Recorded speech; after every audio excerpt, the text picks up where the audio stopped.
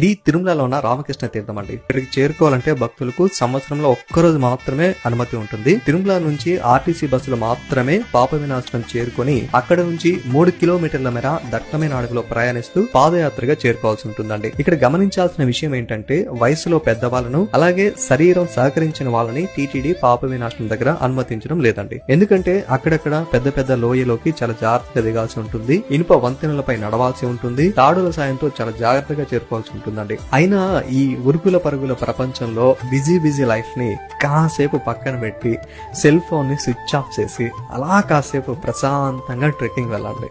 ఎంత ప్రశాంతంగా ఉంటుందో తెలుసా అండి, ఎంత ఆనందంగా ఉంటుందో తెలుసా అండి.